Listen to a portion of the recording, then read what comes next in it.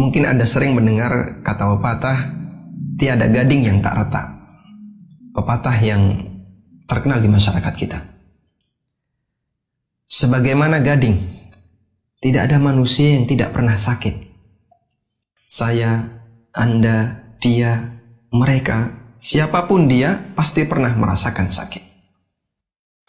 Karena itu sebenarnya bukanlah sakit yang menjadi masalah terbesar bagi kita. Namun yang lebih penting untuk kita perhatikan adalah bagaimana kita bisa menjadi hamba yang baik ketika sakit. Karena sakit itu pasti. Sementara bagaimana cara melakukan yang terbaik ketika sakit, itu kembali kepada pilihan kita. Kita bisa mendapatkan banyak pahala ketika sakit. Sebaliknya, sakit yang kita alami bisa menjadi sumber sebab munculnya dosa. Mari kita ingat sabda Nabi Sallallahu Alaihi Wasallam. Beliau pernah mengatakan, Innallaha idza ahabba qauman ibtalahum faman radiya falahu ridha wa man sakhita falahu sukh. Sesungguhnya Allah Azza wa Jalla ketika mencintai satu kaum, Dia akan menguji mereka. Menguji dengan musibah. Siapa yang ridha dengan musibah itu, dengan ujian Allah, maka Allah Subhanahu wa Ta'ala akan ridha kepadanya. Sebaliknya siapa yang marah dengan musibah itu, maka dia akan mendapatkan murka dari Allah Subhanahu wa Ta'ala. Innallaha idza ahabba qauman ibtalahum faman radiya falahu ridha wa man sakhita falahu sukh. Sesungguhnya Allah Azza wa Jalla ketika mencintai satu kaum, Dia akan menguji mereka. Menguji dengan musibah. Siapa yang ridha dengan musibah itu, dengan ujian Allah, maka Allah Subhanahu wa Ta'ala akan ridha kepadanya. Sebaliknya siapa yang marah dengan musibah itu, maka dia akan mendapatkan murka dari Allah Subhanahu wa Ta'ala. Hadis yang sahih riwayat Ahmad dan Tirmidzi. Mari kita perhatikan hadis di atas. Allah Subhanahu wa Ta'ala jadikan musibah sebagai sebab ujian bagi manusia. Karena itu sesungguhnya ujian yang Allah berikan kepada para hambanya, hakikatnya didasari kecintaan Allah Subhanahu wa Ta'ala kepada hambanya.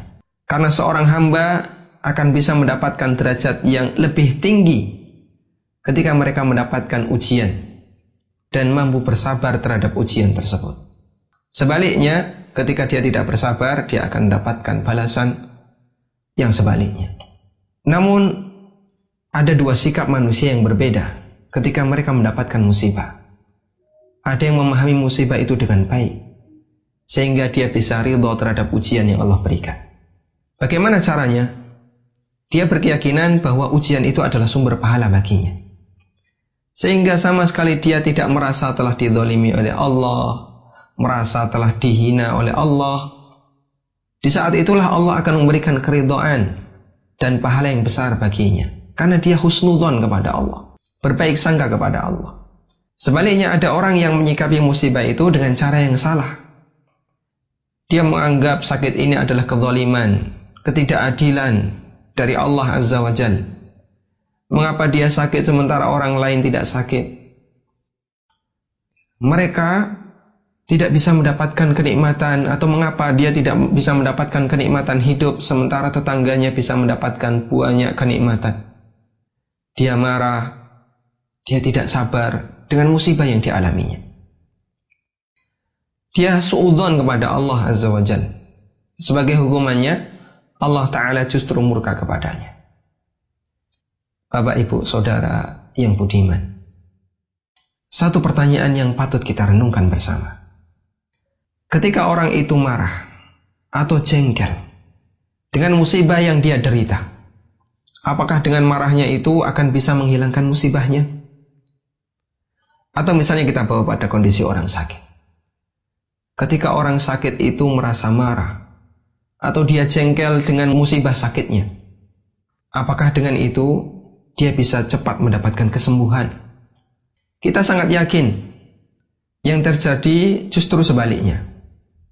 Mereka yang marah ketika sakit, tidak ridha dengan sakit yang dideritanya, akan semakin memperparah sakitnya. Kenapa? Dia sakit 2 kali. Dia sakit badannya dan juga sakit batinnya. Sakit 2 kali, sakit lahir dan batin. Mari kita simak bagaimana kondisi Rasulullah SAW ketika sakit. Sahabat Abu Sa'id Al-Khudri radhiyallahu anhu pernah mengunjungi Rasulullah SAW yang kala itu beliau sedang sakit. Ketika sahabat Abu Sa'id meletakkan tangannya di badan Nabi SAW, ternyata beliau merasakan panas yang luar biasa. Nabi SAW sedang sakit parah, sampai badan beliau panas semacam ini. Kemudian Nabi SAW bersabda, "Inna kadzalika yushaddadu alaina al-bala' wa yudha'afu lana al-ajru." Sesungguhnya kami para nabi diberi ujian yang sangat berat. Tujuannya agar kami mendapatkan pahala yang dilipat gandakan. Inna kadzalika yushaddadu alaina al-bala' wa yudha'afu lana al-ajru. Sesungguhnya kami para nabi diberi ujian yang sangat berat. Tujuannya agar kami mendapatkan pahala yang dilipat gandakan.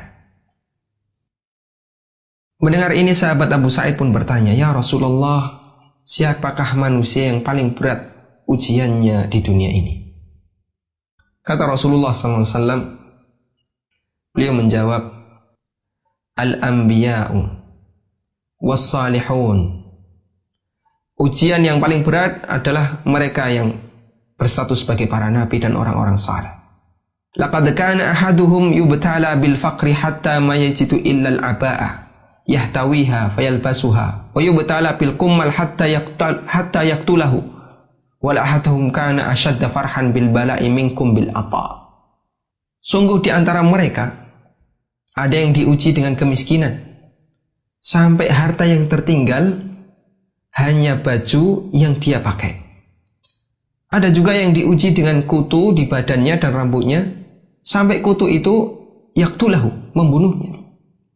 Sungguh para nabi dan orang-orang saleh itu, mereka lebih asyaddu farhan, mereka lebih berbangga dan berbahagia dengan ujian yang mereka derita, melebihi kebanggaan kalian bil ata ketika kalian mendapatkan rezeki. Hadis yang sahih diriwayatkan oleh Abu Ya'la dan Baihaqi. Seperti itulah yang diajarkan Nabi SAW dan orang saleh. Mereka bisa berbahagia ketika sakit, bahkan lebih bahagia dibandingkan manusia biasa ketika mendapatkan kenikmatan. Mereka lebih gembira dengan ujian yang dideritanya, melebihi kegembiraan orang yang baru saja mendapatkan banyak harta.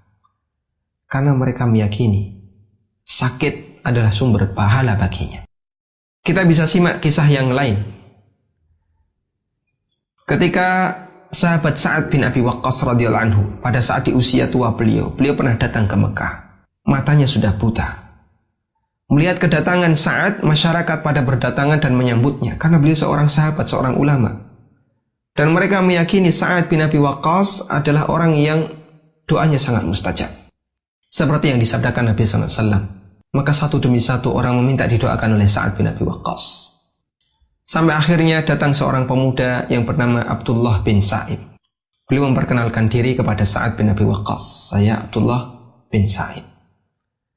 Setelah berkenalan, kemudian Abdullah bertanya keheranan, "Ya ammi, wahai pamanku, Anda mendoakan banyak orang karena doa itu mustajab.